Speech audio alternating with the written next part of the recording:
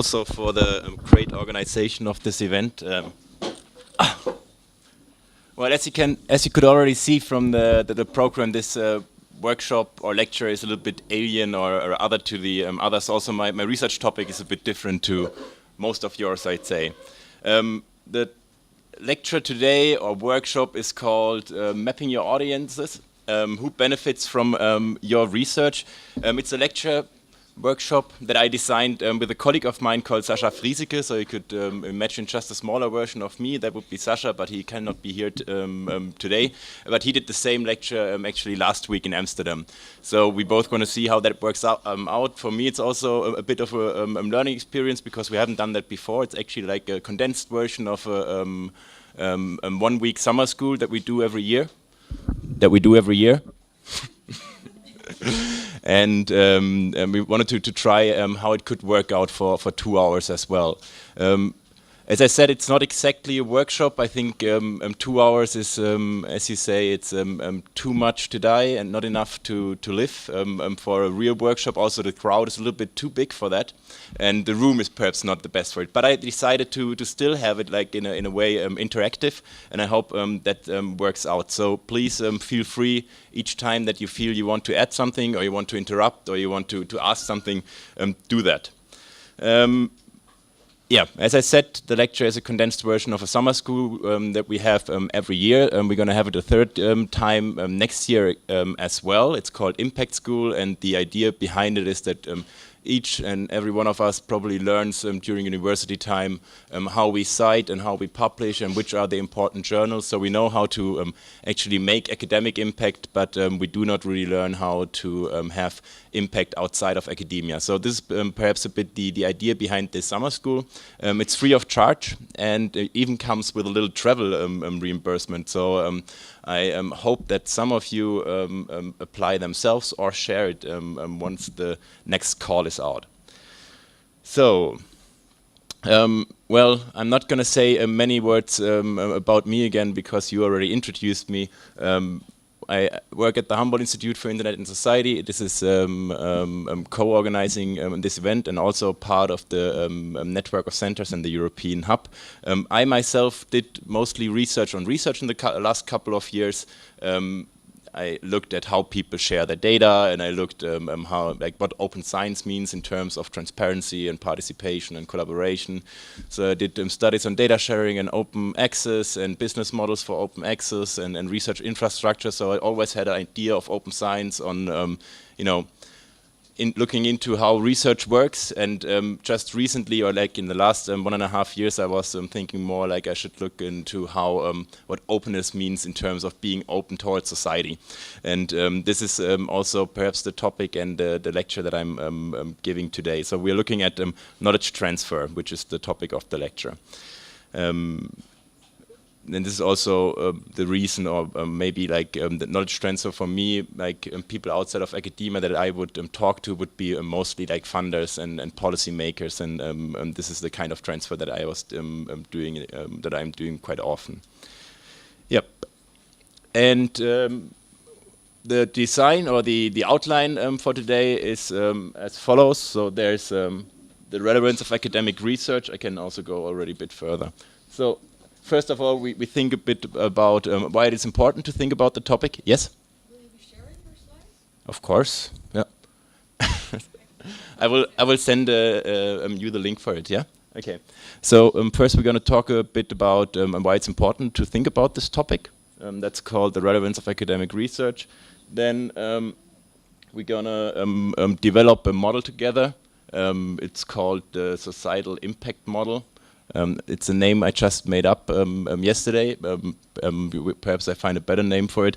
And then we try to develop and find together a few rules for what actually good transfer is, what makes knowledge transfer scientific. So let's start with a quest for relevance, or why it is important to think about societal impact. So we live in a complex world.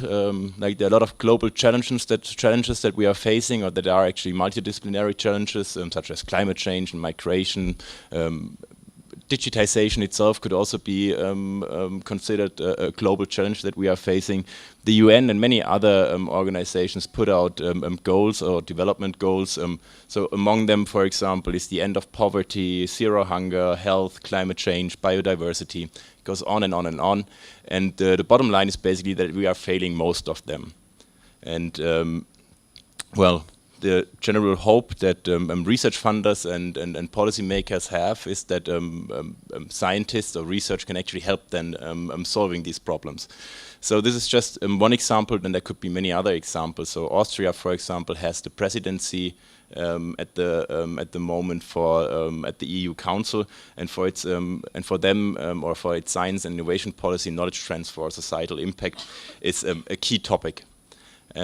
And also for non-EU policymakers, for example, the UK, the Research Excellence Framework. Has anyone heard of the Research Excellence Framework? Perhaps, yep. Christopher, what is the Research Excellence Framework? I think it's the system they have in the UK, in the United Kingdom, to assess research output for universities, do some sort of ranking, and see how much funding the university gets. Yep, it's a funding scheme, like often called just the REF, by the four main funders in the UK, and it accounts for 2 billion pounds. Just for a comparison, the German Research Association gave out 3.2 billion euros. That's 2.8 billion Great British pounds in 2018, and that is the main funder, or one of the main funders in Germany. So it is something that you not only see in the UK, but in many different initiatives as well, that more and more money is spent actually in funding when it comes to actually applicable results of scientific research. So if you pay attention, for example, a lot of the words that are often used for it is our third mission and public engagement, sometimes also citizen science, knowledge transfer, all of which refer to the demand to increase the societal impact of research. And I guess the best way, or one of the best ways to show actually the increase in spending is the number of publications. So the graph here is from a study that was published, I think, in 2015, yeah, by Bormann and Mutz. So those are bibliometricians, and they looked at a database called Web of Science, and they looked for the publications actually only from 1980 to 2015. So what you see here, like when it comes back to the 1600s, are actually just references to publications that are published after 1980. Anyways, the bottom line of this graph is that the scientific output is doubling every 9 years. And this is just measured in peer-reviewed publications. So the money spent, or the investment in research since the 60s, since like the new public management approaches and the hope that science can solve actually policy problems or political problems or real-life problems, also resulted in an increase in publications. Well, and this is a bit of a quiz. This is also another study that Lariviere and his colleagues did. And this is more of a guess. So how many publications for the natural sciences, the social sciences, and the humanities are never cited once after 5 years? So is there an informed estimate?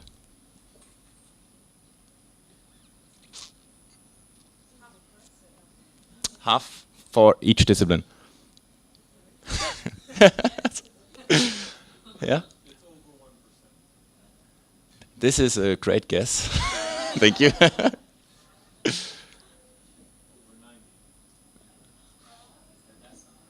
Over 90. Are these peer-reviewed, published? Those are only peer-reviewed publications. Well, it's like as a mean, like your numbers are pretty good. So it's almost a third of the publications from the social sciences, as well as for the natural sciences, and 88% for the publications, peer-reviewed publications for the humanities. This being said, of course, the humanities have a different publication culture than most of the other disciplines. Yes? Does that include self-citations as well? Yes, of course, it includes any kind of citations. Yeah. So some authors are even not smart enough to cite themselves. So, but what I'm like the message here is that at the same time as we are increasing the investments in science, we are also well living in a situation where many of the peer-reviewed publications actually are never cited once. So there's perhaps you can tell yourself or you can ask yourself if that is a number that is considered a good how do you call that? You know. Yeah, if it's okay to have more than a third of the peer-reviewed publications not cited. Does citation equal? Well, this is a good question. If it's okay, I would answer it a little bit later, or we can discuss it a little bit later, because I have a couple of slides that relate exactly to that. Yep.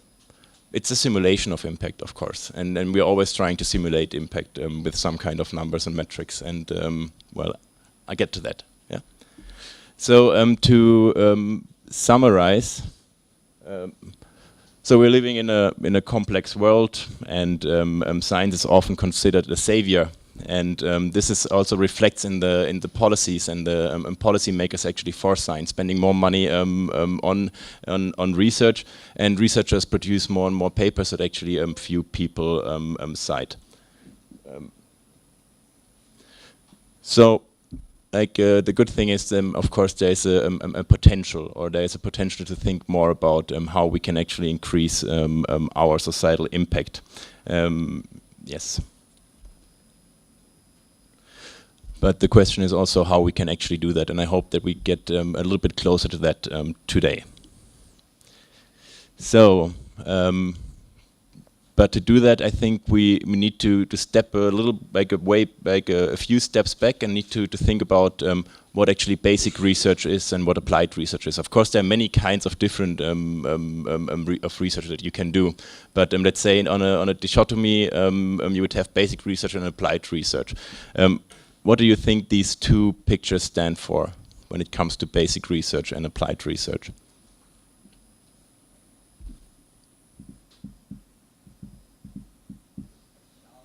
Alexandra. Yeah, like basic research, like the foundational papers, and more practical, more specific. Yes. Problem solving. Sounds good. It's also a research question. You answer this is general knowledge about the world, but this is probably came from a specific question, like how can we do this or perform this. Yes, I would say that too. So the like it's solution solving, whereas in the other sphere the question arises from a perhaps like a intrinsic interest. Any other comments? So why is there a mountain, for example, for basic research? Shirley? Because we try to find out things we don't know yet up in the clouds. This is a very romantic picture, but this is not why I chose the mountain.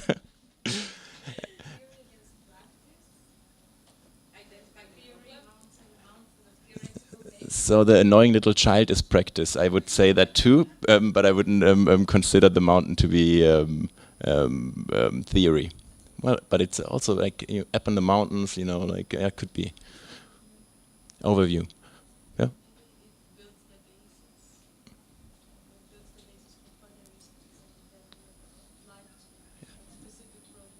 Yes, this is the direction I was aiming for. So like we're comparing like on the one hand like cumulative research. So this would be the mountain. So basic research is progress by reference, let's say, to existing knowledge, to method and theory that we have, and it's mostly long dated, and often of course you cannot like really foresee when impact arises, which also means of course you can do useless stuff or things that are considered useless at the moment, but you can do that anyways, and they might become relevant later.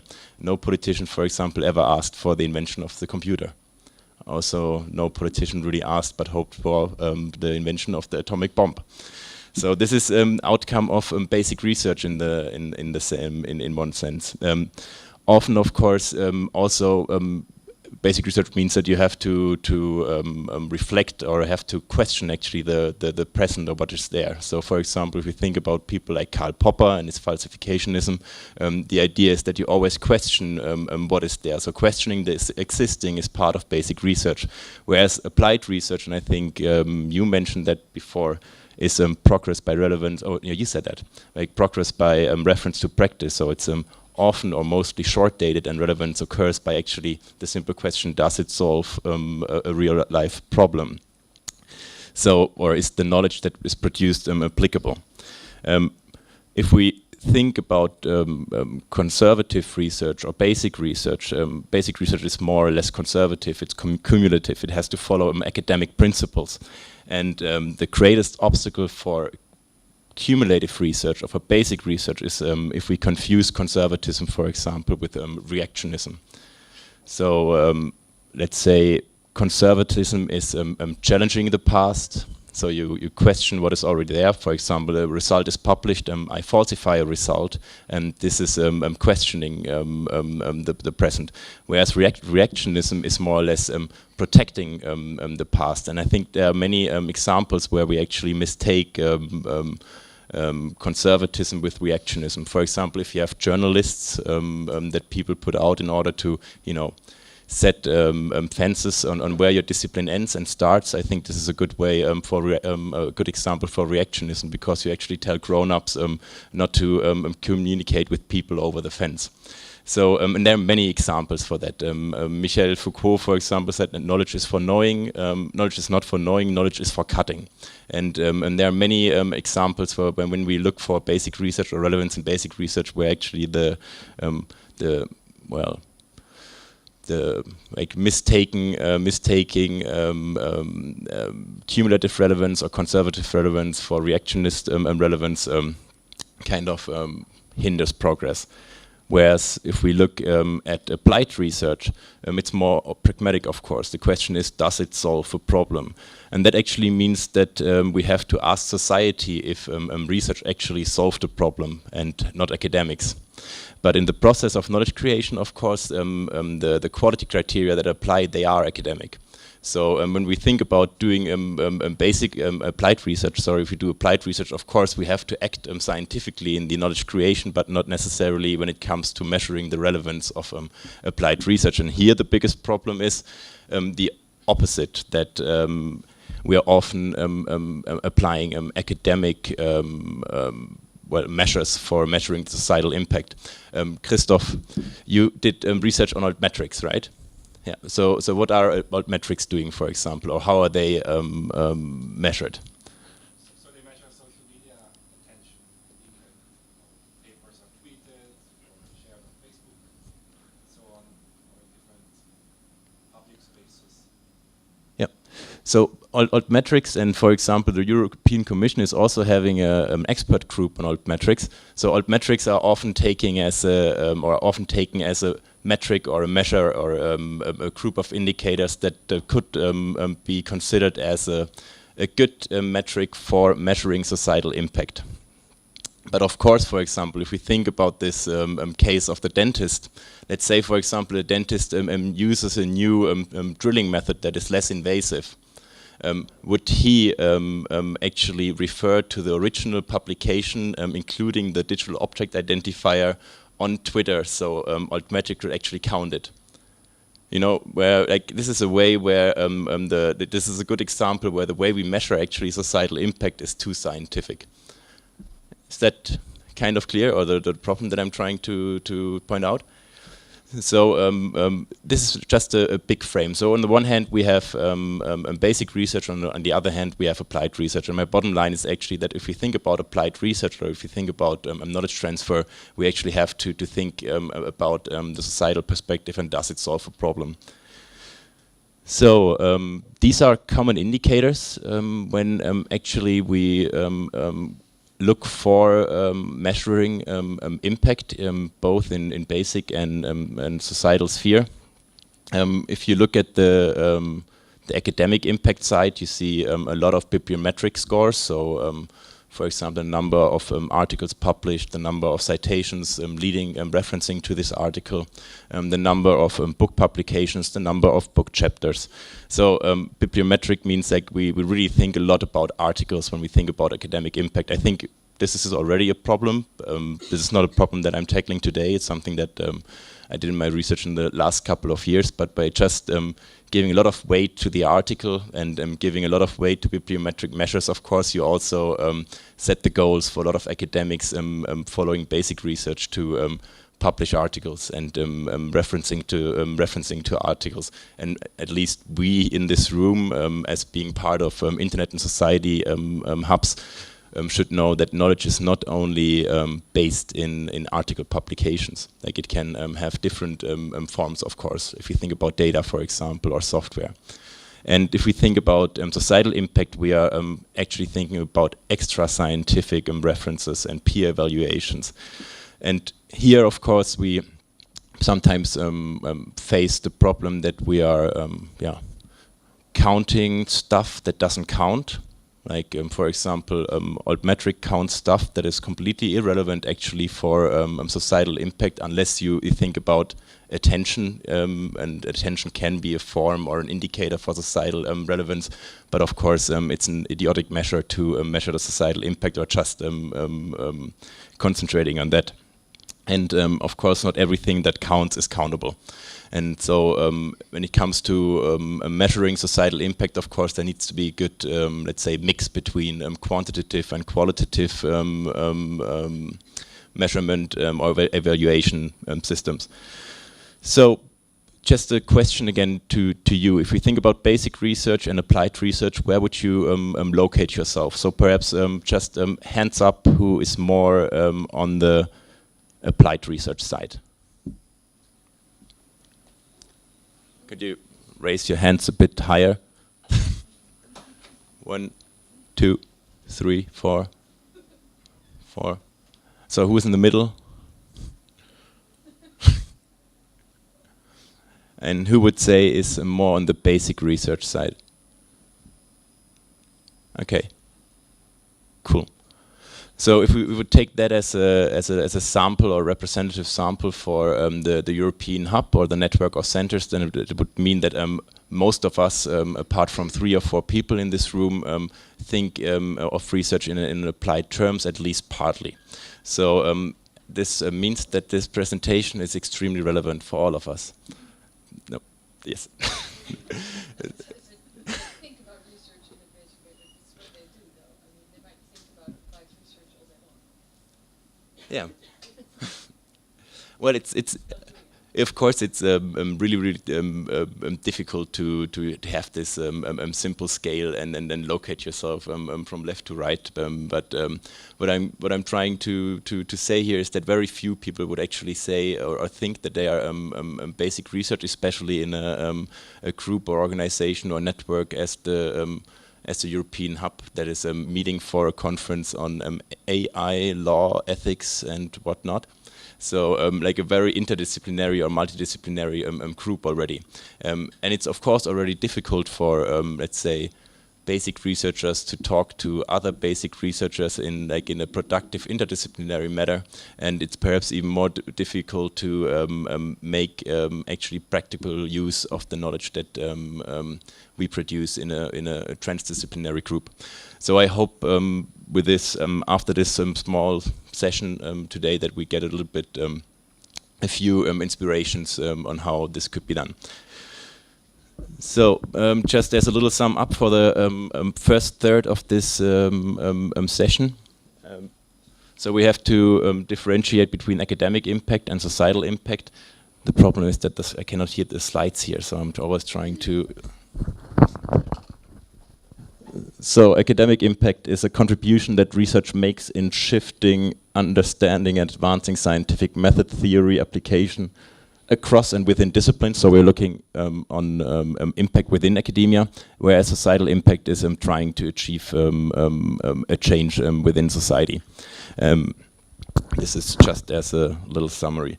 And what we are looking at today is more at the societal impact side and less or not on the basic impact side. So, why is it important to think about this topic? I just made up a few reasons that I think are important. So on the one hand, it's necessary in the light of global and multidisciplinary problems. You just remembered the UN development goals, for example. It comes with money. I think more and more funding will actually go into applied research, or at least translational research if we think about basic research. Our academic paradigm for academic impact is stupid, and we need to think about more heterogeneous ways to measure academic impact. And also the societal impact paradigm is ill-conceived, so where we mistake often attention versus relevance. And this I think is also important, we don't really learn or think about it when we are at university. So, are there any questions to the first part of this three-part session?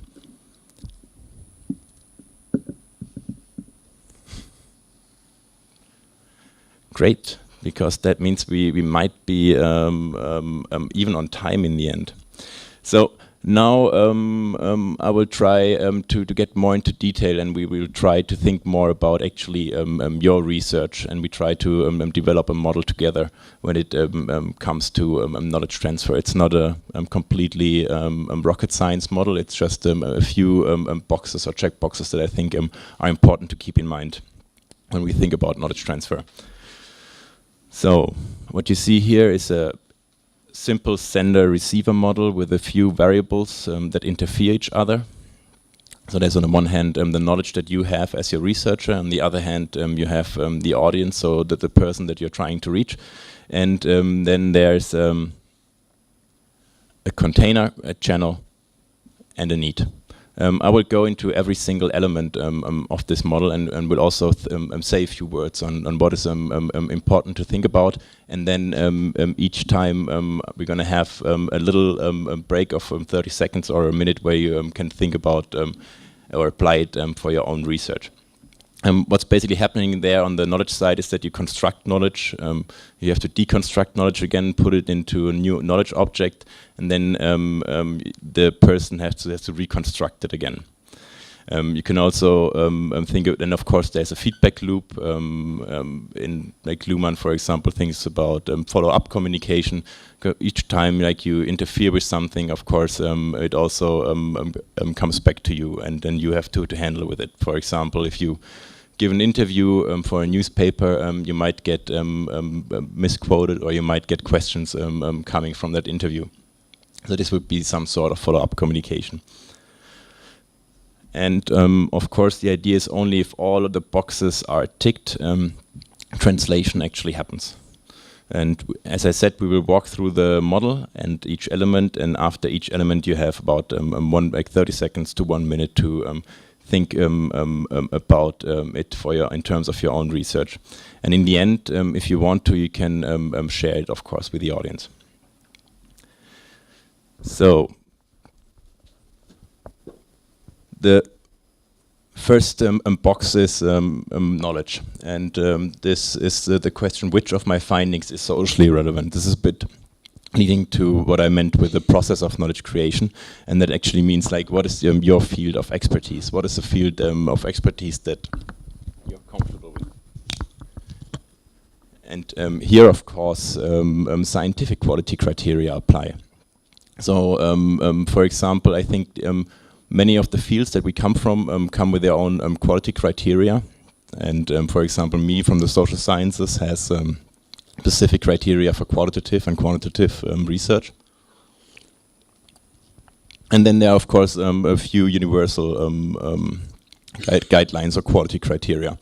For example, the Mertonian norms, which would be universalism, for example, organized skepticism, disinterestedness, communism. But these are all quality criteria that relate actually to the process of knowledge creation. Yeah. So, as a first little reflection task, this would be the question. So, find your expertise. Which field of research are you most comfortable with? Where do you have advanced knowledge?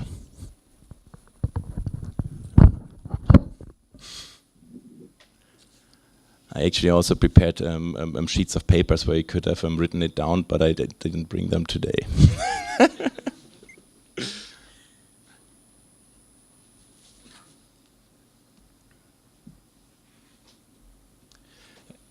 In the impact school, we would spend whole sessions for the single slots, and here we try to do it in a quicker version.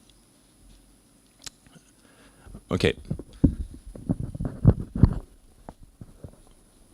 So the second box would be audience. So actually, who can benefit from your academic knowledge? And this is an essential aspect in generating impact, is to have actually clear understanding of who you are addressing.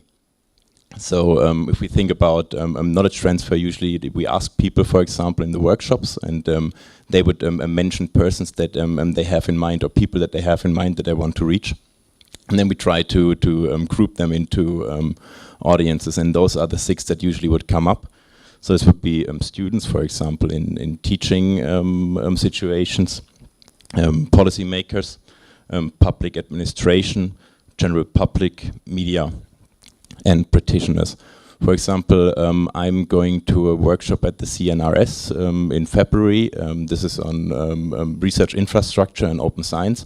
And this would be, for example, a policymaker that I need to address. And the person that invited was Martin Federley, who is the former director of the CNRS. And I know, for example, that he already has a very informed knowledge about research infrastructures, at least when it comes to biomedicine. So I don't need to start from the very beginning, but I could go into more detail about research infrastructure there. So this would be my audience. And the question that I would have to you would be, like, create a persona. Who is the person you would try to reach?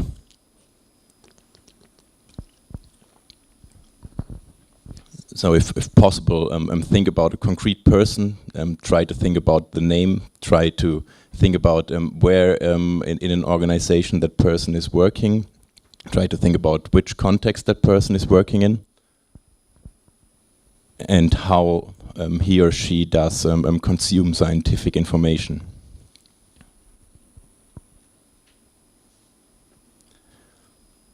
Those breaks seem a bit weird, right?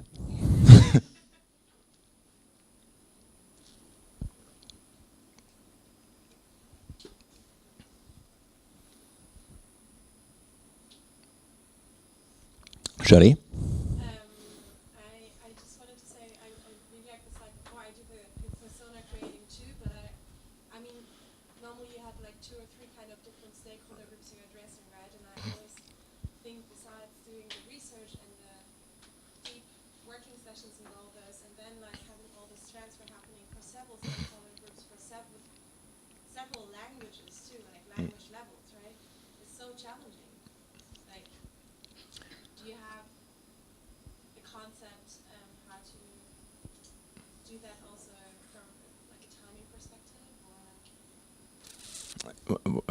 I don't understand the question. So, for example, if you work on a specific project and you want it as policymakers, the media, and practitioners, right? You have different kind of language levels with the vocabularies you use. Yeah. And when I create the personas, I create 3 different personas for the stakeholder groups. But it's so much labor to do all this from scratch. So I was thinking maybe you have an insight on whether there's any strategy to first start with, I don't know, for example, the policymakers, then break it down to the practitioners and to the media, or like, how do you connect all those stakeholders in your practice of knowledge transfer? Yeah, well, what, like, me personally, well, if we think about it, for example, in the impact school, we would build like a transfer strategy throughout the whole week, and they would name different stakeholders that they want to address, and then they would have like theoretical sessions and practical sessions, on which would be potential formats to reach them and channels to reach them as well, and which would be like risk, for example, for that transfer. So what would be a good channel and a good format, for example, to reach a policymaker in which part of the organization? Like how does he or she consume information?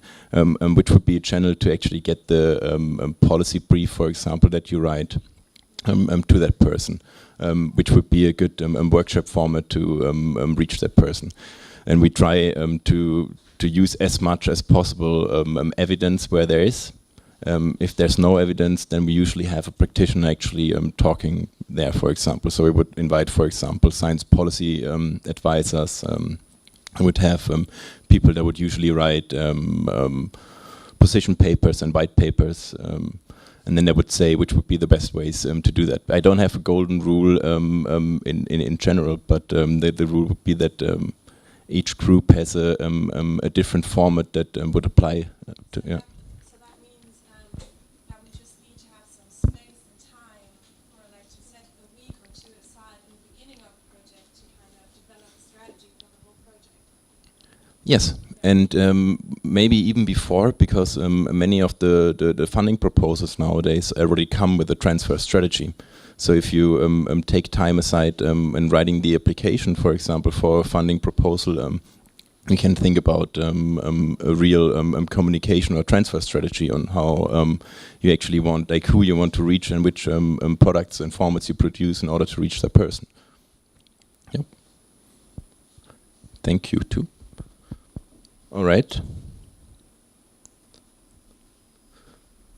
So, and then there's the needs. So we have a very broad understanding that we usually use also in the impact school on what needs are. So needs for us are anything that another person can actually apply in his or her context. And usually when we ask people for the needs, we can group them into three different ones. So one is instrumental. So for example, a technical solution or a piece of legislation that actually solves a real problem. The other one would be conceptual. So, for example, something that is framing a debate or helps to structuring a debate, or helps to theorize or making sense of policy issues. And capacity building. So, for example, this workshop could be considered a form of capacity building, or a lecture could be considered a form of capacity building. So, the next, so for example, the impact school itself could be considered a form of capacity building. So my little task here would be identify a need. So which problem that your audience has can you solve with your expertise or your knowledge? Is it rather instrumental? Is it rather conceptual? Is it going to capacity building, or is it something else? Again, I leave an awkward break, but you can always ask if you have some questions. Rebecca? I was wondering, because it's very similar to like when you build a TV format or something like that. You always have to think about the audience first. And what about like if you have different audience you want to approach for science? How do you do that? Like, is that part of your program? Well, yeah, I try to well, I think Shirley's question went into the similar direction. Of course, there are several audiences that you want to reach at the same time, and maybe at different times, but that you want to reach in total. And for each, of course, applies a different strategy and a different format and a different channel. And for it also makes sense to reach perhaps one group first and the other one later. So we try to go into that during the long session, like the long impact school, but today we're going to focus on one group in our heads, just as a little mirroring practice. Okay? Yep. Thank you too.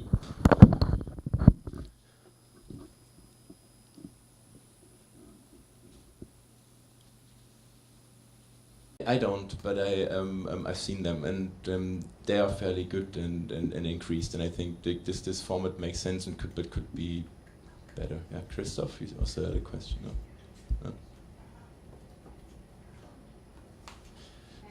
Oh, thank you too. So the question here, the little task here would be choose a container. So what product or format is best suited to transmit your piece of knowledge?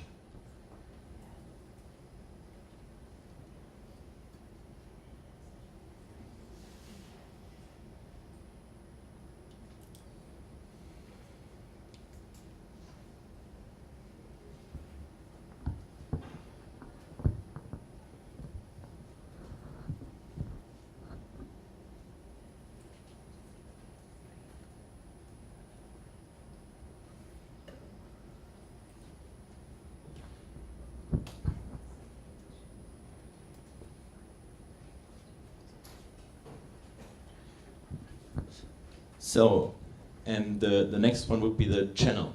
So what would be the way actually to bring that piece of knowledge or that product that you created to that person or to your audience?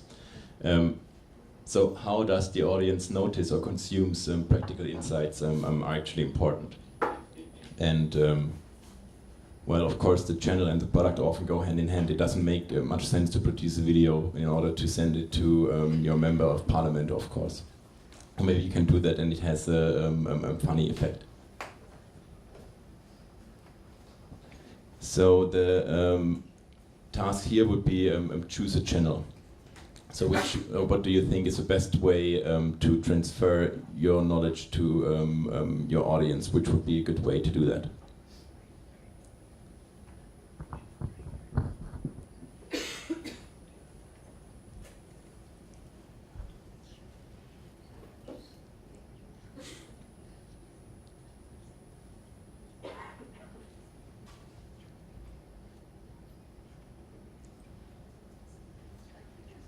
Yes.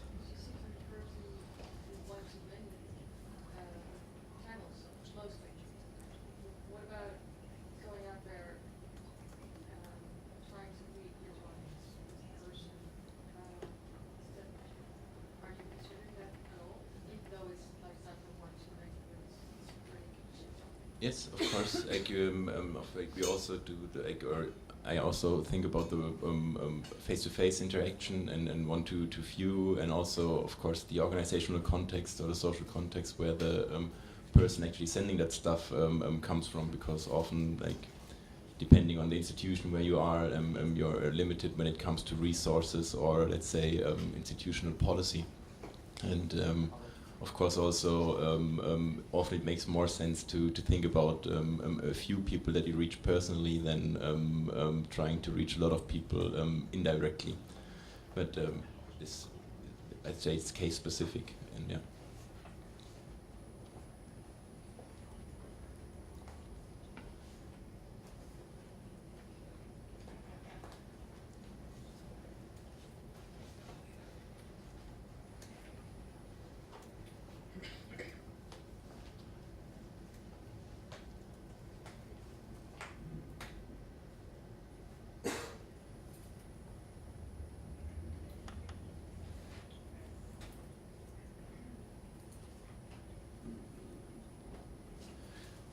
So, this is almost the end of this, let's say, simulated workshop situation. I hope it's not too awkward for you to have it this way. But if it's possible, or if some of you have ideas, it would be great if you would share them now. So if you already thought about, for example, of a way or an example of following the model for which kind of knowledge transfer you want to do, it would be cool if you could share it now. So, anyone has something on his or her mind? Yeah? No, I would just say that it would have been very nice if we could have a split in groups, or like to kind of talk about that, Yes. like about this in a much more active way, because otherwise, as you say, like, oh, this silence is awkward, like, I also think it, like that, I say, like, maybe like if we could put this in practice, because I think that this is super relevant for all of us, and say, like, well, so if this is the problem, like, how can we reach different audiences, which channels, and so on, like in a much more discussion way. Yeah, I absolutely agree. This is the perhaps a very contra-intuitive way to do exactly this workshop.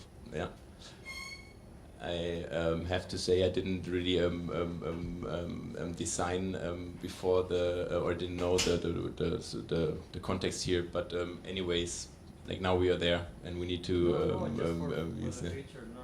Yeah, Alexandra. I mean, I can share my experience with the copyright side of my research. Yeah. Because it was kind of timely with the copyright reform that happened in the European Union. So a lot of academics were involved in that in the process.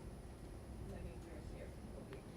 So what we're doing, one, as academics, as for example, as reformer centers, or as a lot of different academics are in the same view, it was mostly trying to affect directly the process, the policymakers, the regulator by signing open letters, by not only engaging with our papers and analysis, by conferences, but also going there, collaborating with civil society, and doing a lot of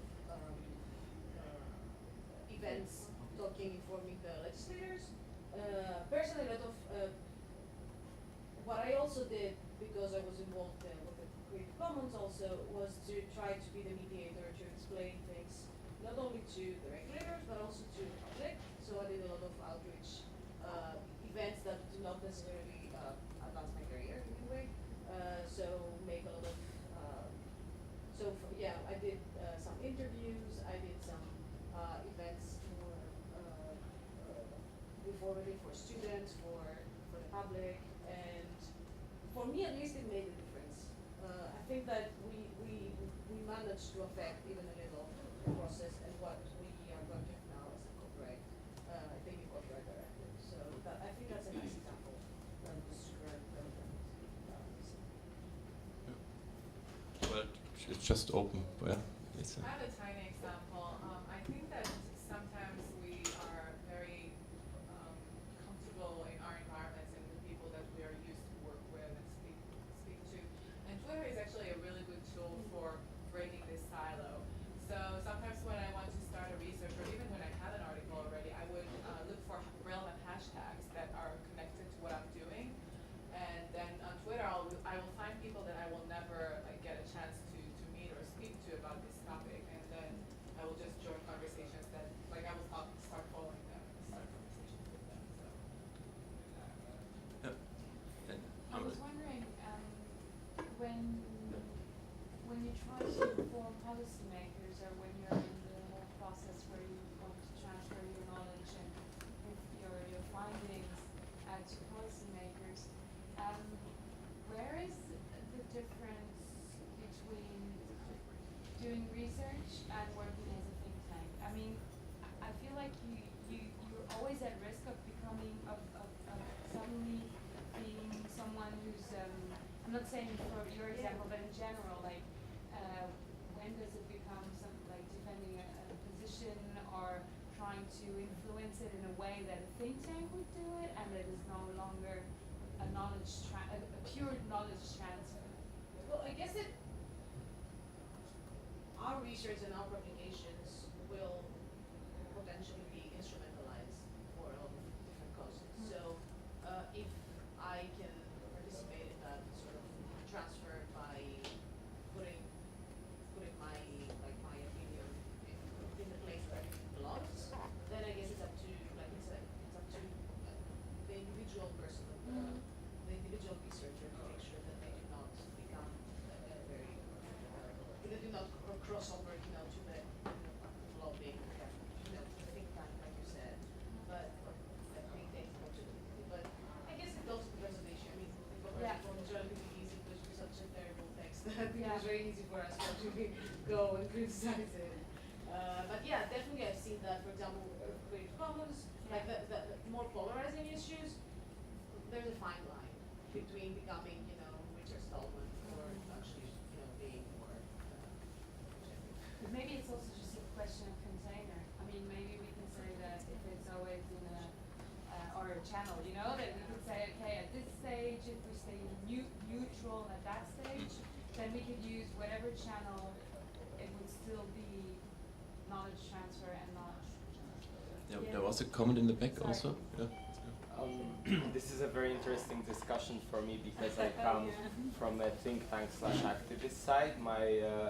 We as a member, we're not an academic institution, we're a research institution, but also an activist one, and I work in a range of networks. The way I see it, first of all, I want to say when you say think tank, it's worth remembering the classical think tank is often, I would say, not neutral.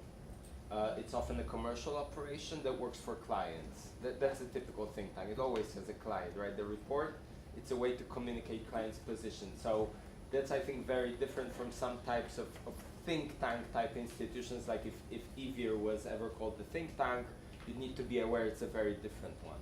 I think it's a matter of being very transparent and clear about approaches. I know in Poland where I live, there's a very good, I think tank, which is interesting because it's attached to a weekly magazine, political and social magazine. They built this analytics group, and in every report there's a statement that says this report has been funded by whomever. Sometimes it's Microsoft, sometimes some Polish industry group. We take every effort possible to remain neutral and not influenced by our client. And it's written there, and they communicate it to their clients. So there are things you can do. That's one point. The other is, I think there are many approaches to this, and I respect scholars who feel they want to remain sort of very scholarly and neutral. But I think there's also a completely ethical way of doing scholarship that is connected. And it doesn't mean it's biased. It doesn't mean it's instrumentalized. It just probably understand that there are very few flows of knowledge or information that are just about flows of knowledge or information. They are very often about also playing a role in the world. And personally, for us, it's been, for instance, very important to be in touch with legal experts working, for instance, on copyright reform.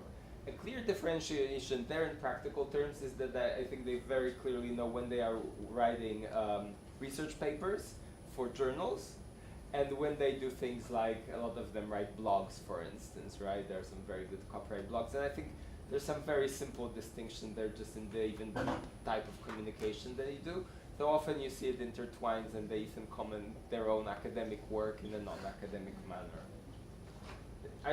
For me, it's a topic for a one-day fascinating seminar. There's also a lot of practical things to show how this cooperation can work. But that's the fundamental for me. Okay, there was another comment, and then after that I would go further. Yeah. Just to follow up your question, we have agenda, so we have to be clear that we have agenda that we want to promote through every channel that we are using. We have agenda, and as academia we have agenda also. So maybe we're a think tank, we're also not commercial one, but maybe we are. So it's not a very bad thing to think of us as a think tank. And another channel that I think that we should be familiar with is all the commercial companies that we can transfer our knowledge to them. And in the legal department, I know Lexidol, maybe Connie can tell more about Lexidol that she founded, and maybe you will be the one to explain about your company, and we can share our knowledge through companies that interact in a better way with regulators or with their clients.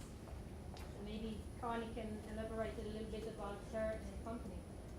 So Kani, if you like afterwards, we're gonna have like a small discussion rounds as well. But if you wanna just quickly say go into that, and then we go further to the last part. Yeah. It might be interesting because what we do, we are a commercial company, but we work with attorneys and legal researchers all over the world, and we ask them for reports on the current regulation status on whichever topic, banking and finance and energy, and then we use it to create like comparative reports, both for public sector entities, such as the EU Commission, or in Israel the Knesset, who really want to learn what's out there in the world, to instead of reinventing the wheel in every decision, seeing what models work and what didn't in the world. But I have to say that about 70% of our clients are private companies who want to promote certain agendas and do it based on the global experience. And listen, the new reform you're proposing, they tried it in the Netherlands and in Spain, and it failed, but let's try to adopt a different model. And then we are always asked about, on the one hand, you're paid by a client who has an agenda, but on the other hand, you have to keep a reputation, and you have to keep your professional integrity. And what we do is say, listen, you, the client, have the freedom to ask which questions you ask, and we give you the research, and you can then decide, if you're going to publish it under Lexidol's name, it has to include everything, even findings that are not comfortable to you. But you can use the raw data and say, okay, I heard that in Spain they tried it and it failed. You don't have to say that Lexidol also found that in Greece it worked really well. And this is how we try to,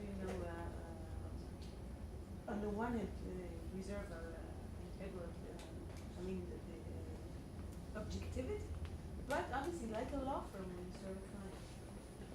Okay, maybe particularly you can relate to the next topic that is coming up, because in the last session, and as I said, we wanted to finish about 10-15 minutes earlier because we already started late, and we're gonna want to go further in the session.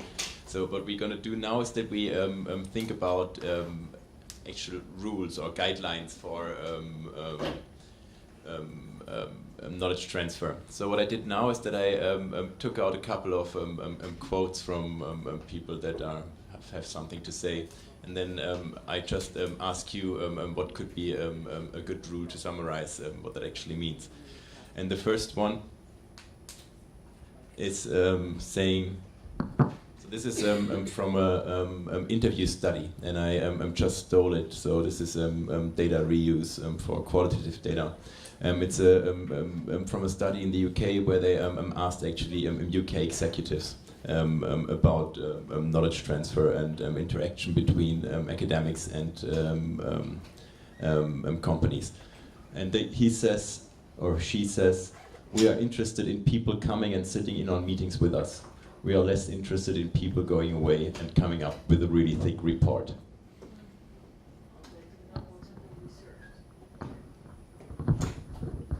This is the way how they want to.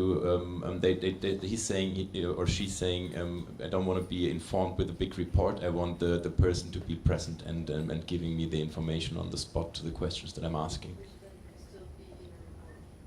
Which can also be in the report. So. Not in a very long report, a short one. But it's also a process of learning by. So, yeah, what could be a good rule for that? Or what would you make sense out of this quote?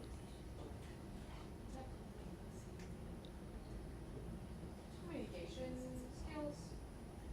I mean, what we were discussing earlier. Yeah. This is just to understand. Is this more presenting what the idea is, or is it a Q&A session? This is a Q&A session. Yeah, we develop it a bit. Not this. The point there is that about briefing somebody without having read a report or being briefed on it. What that's alluding to, or is it to have a Q&A session? Well, I don't know the exact context. The interviews were on knowledge transfer between industry and academia, and they asked people on the executive level how they have been in contact with academics before and which way they wanted to have that going on. And this is just a quote that is taking from that. Yeah. Sitting in on meetings with us, it really feels like they want to sort of control the sphere in which knowledge is transferred. That's what it sounds like. Yeah. Maybe sometimes, like, I would assume that every company has like its own not rules that it's like it's in a life and a person, if you're running a company as CEO and you have someone that will give you idea, you present a person, maybe an academic, with a problem, but you're not always able to communicate what the whole context of your policy and of the market now is. So it helps if that person is with you, seeing what you're dealing with, like what we have all sorts of people like human resources department, informatics department, legal department, and they pop up with these questions and ask you, so what now? We apply this project, how is it going to look like? And you as a researcher, you cannot have a complete overview of what you're now dealing with, but once you're sitting there, you see the whole structures, you see what they expect from you, what you have to kind of consider, what are the facets. Maybe this is more, then it's more also reachable, you know, like maybe you're not going away and coming with an abstract opinion, and there is a line of communication that, that is now open. So That makes sense as long as you can encourage it. Sharpen up the point earlier.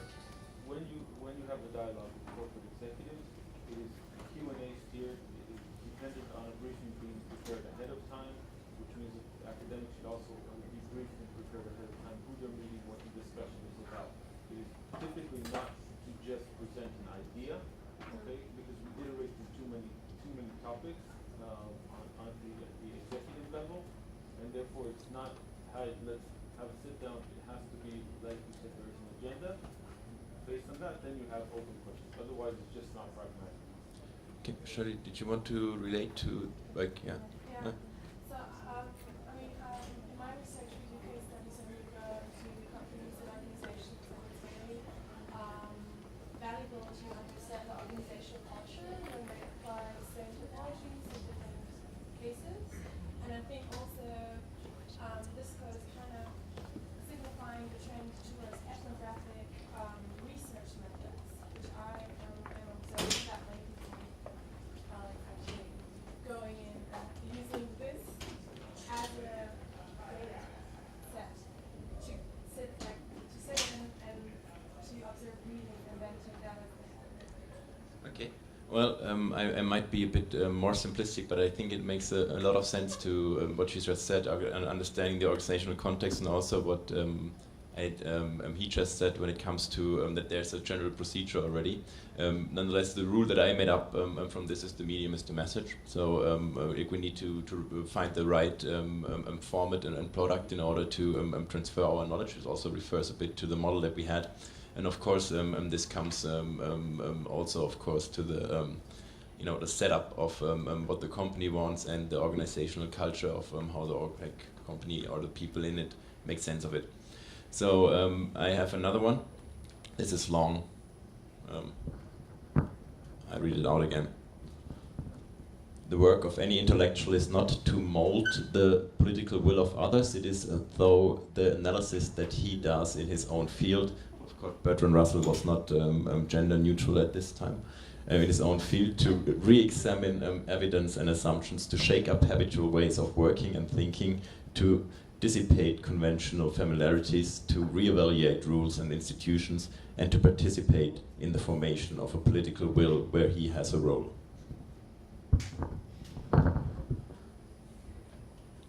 Shirley? I think this one is about understanding your own agency as a scholar, and because what I really like in the academic community in the US, that people really point out where they come from biographically, because that also has an impact on what you research on, and how you do that, and with who. And I would say a rule could be aware of your agency or something like that. Well, interesting. Does anyone else has a comment on that? I'm not. I don't have the wisdom here. I'm just I'm putting out quotes and try to make sense of them yesterday, and I took them already from a good reader. Yeah.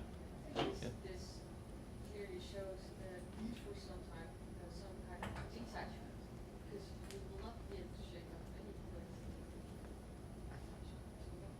or evolve too much. I mean, I know this is Yeah. multiple sessions you, but if you connect it to the political debate, then this will always have to be balanced, right? You want to connect, you want to Yeah. One of the Mertonian norms is disinterestedness, which relates exactly to what you just said. Do you believe in independent research? Do I believe in independent research? Yeah. Well, How would you define it? what I think you said is very, very important, which was at that time learning about knowledge. You know, be aware of who you are, where you come from, your views, your accumulated views, especially. So you need both. Yeah. But that is creating your independence, I think. Yeah. Understanding yourself better and better and better, which is different from what I mean with the attachment to the person you're talking to. Yeah. No. Okay. Totally agree. Yeah. Okay. Anyone else that wants to comment? Okay. I kept it simple as this. Keep transfer scientific, and I think this relates a little bit to what she said. Like maybe not enough. It's more than that. Like, I think this needs to be added. So how would you frame it or phrase it, or what is missing? I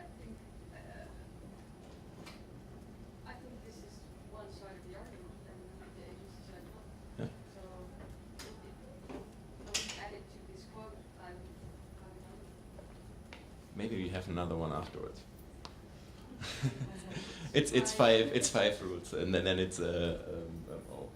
So this are two. Well, at least Schäufele is a German researcher that I like as well. And he said, and he and his colleagues said, when a science subject shifts from its traditional home at science pages to other media beats, new audiences are reached, new interpretations emerge, and new voices gain standing in coverage.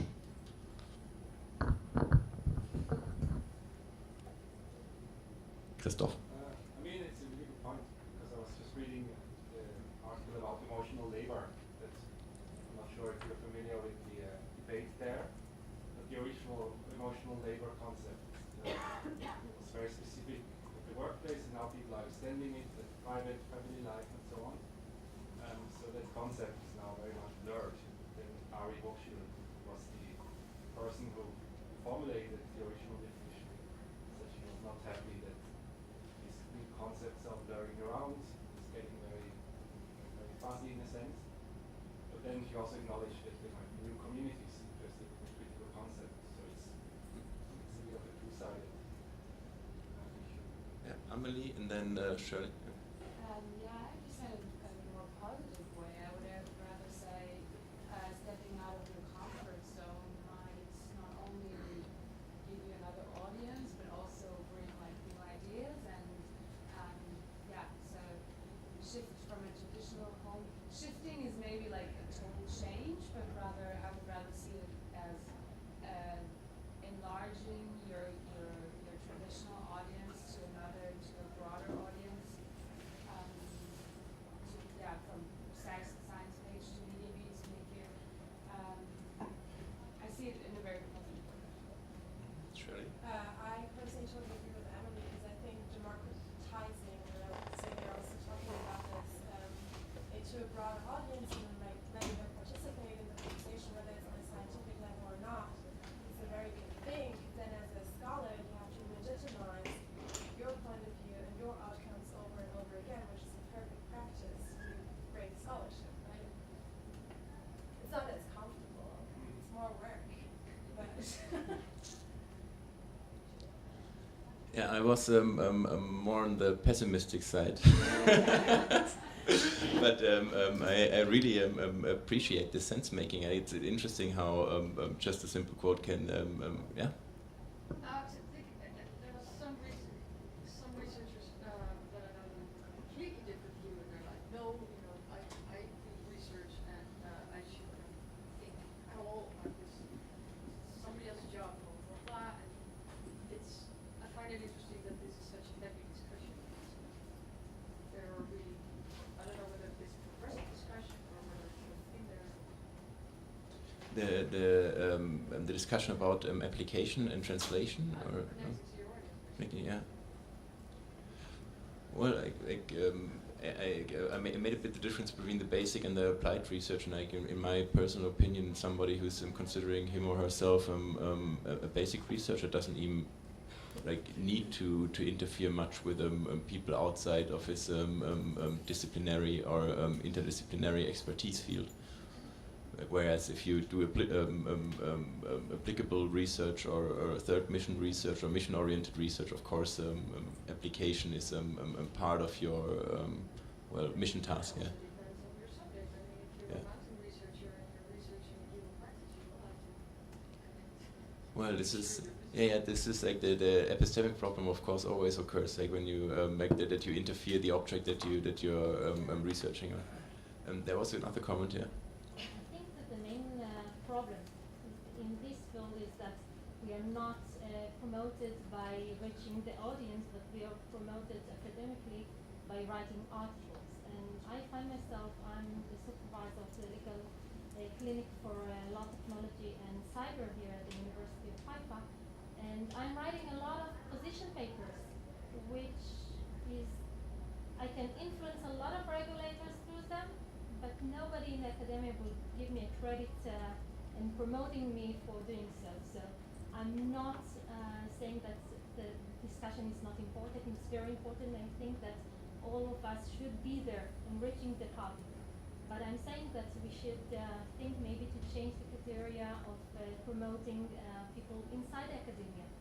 Maybe give more influence of that kind of research instead of just the basic ones. And in the same breath, I would say that not everybody should just be waving away from the basic research as well. So we need the basic research to be there also, and we are not supposed to move everybody to the other side. So it's good to have all this spectrum, and it's good to think about new criteria, how to academically promote people inside academia. I agree, because otherwise you're getting like, because this needs to be done, and the load is then on the ones that don't provide, we should have it.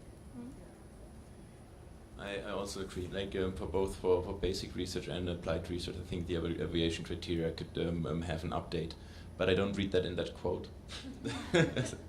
So also again, this is perhaps too short, but it's like this is what I am related to with the feedback loop, for example, in this model before. Like once you and also what you related to even in basic research, when you interfere with the object that you research on, you also influence it.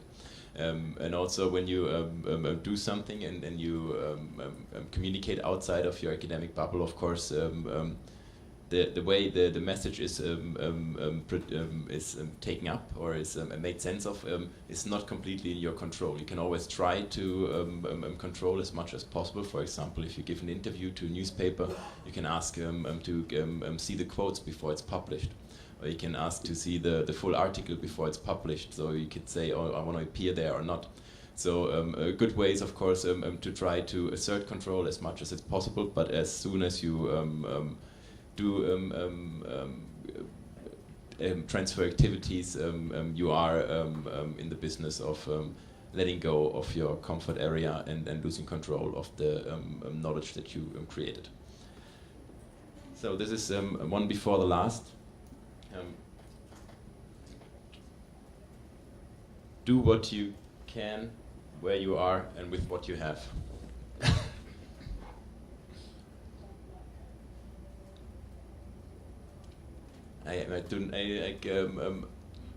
This is the perfect interpretation already. So don't oversell. You said don't bluff, right? Yeah.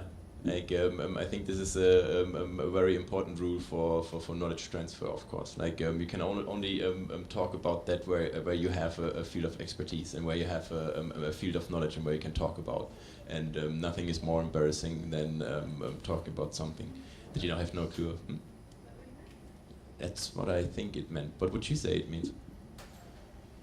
Huh?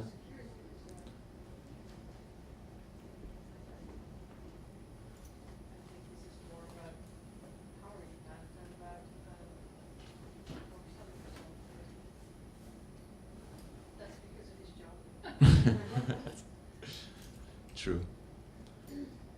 It could have different meanings. So, and the last one. To find out what happens to a system when you interfere with it, you have to interfere with it, not just passively observe it. It's a self-fulfilling prophecy.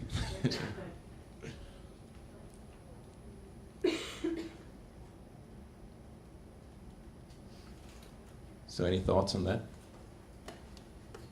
Amelie?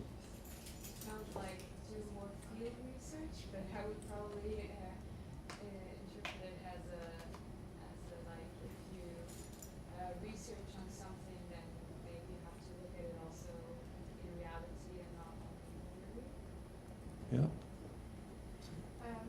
From my experience, that would mean when I look at social media at the workplace, that I just not only talk with people who are using it, but also using methodologies like thinking out loud, where I observe the person using the social network.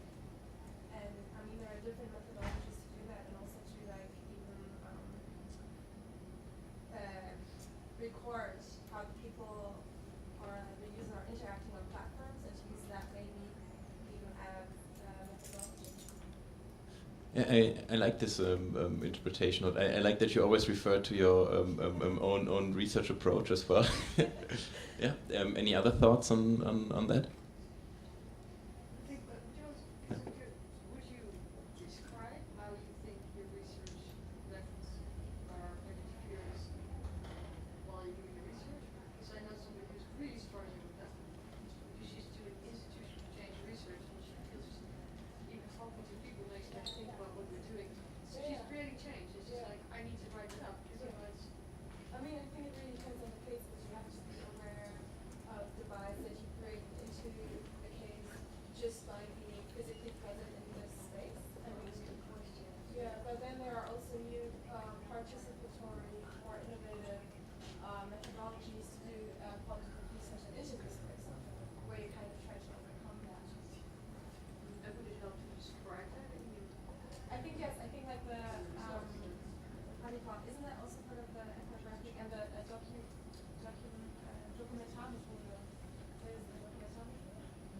where you kind of, I think, document every step. Also,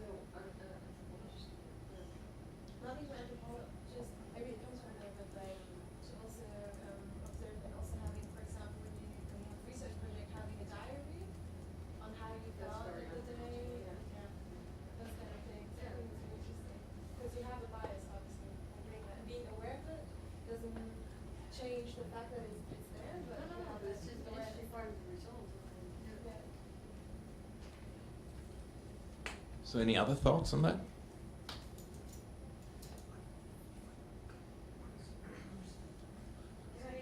Yeah. Yeah. I guess from the legal, like the legal research would be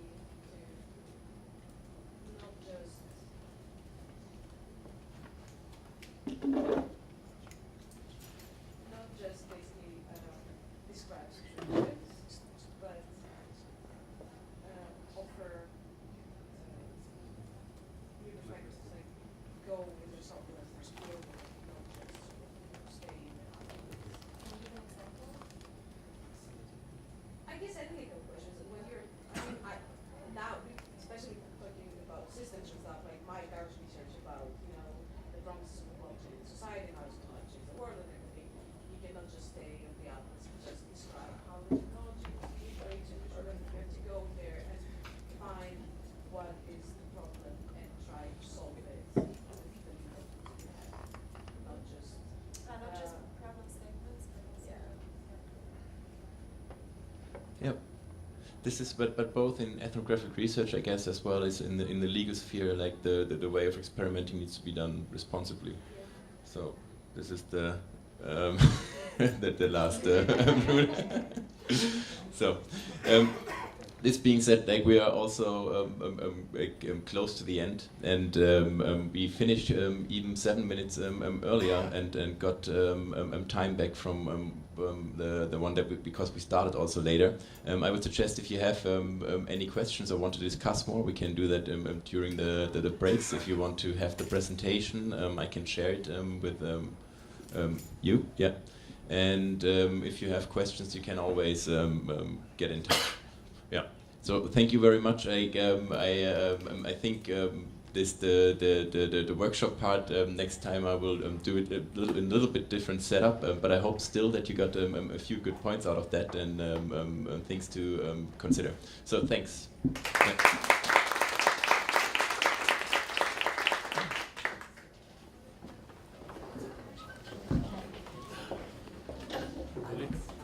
רגע, מה שרצית לסיכום ועלה.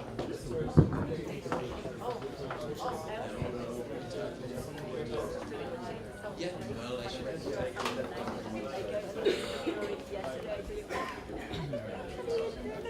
Fine.